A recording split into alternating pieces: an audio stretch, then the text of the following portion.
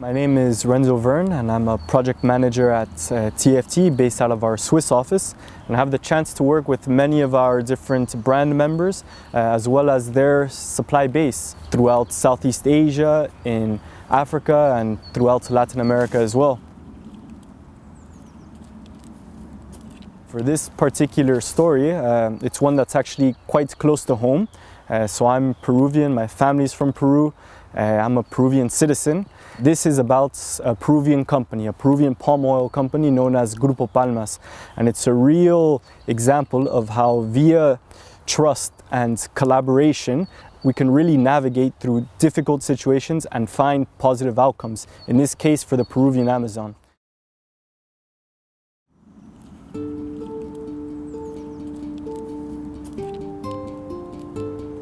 One day I was in the office and I received an email, and the email, it just contained a news article from a well-known English newspaper, The Guardian, and it actually pointed to this high risk, what they were calling it, deforestation risk in the Peruvian Amazon.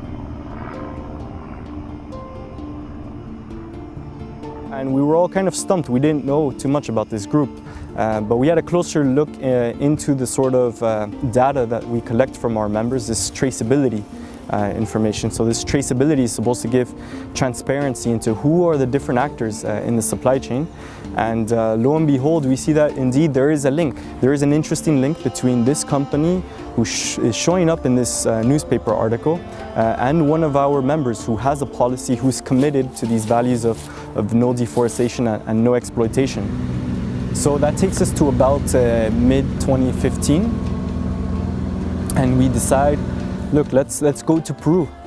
Let's go meet the company. We have to see in situ what is the reality there. We can't know everything just from a simple newspaper article.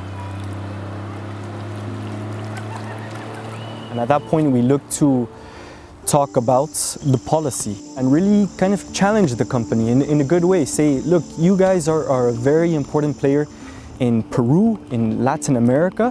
This is the direction that the industry is moving.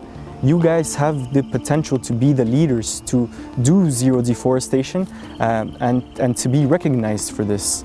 And the idea was to see exactly what's there, what exists in this area where the company was thinking of growing their business. And indeed, we see that there is a lot of really beautiful forest, some small communities there as well.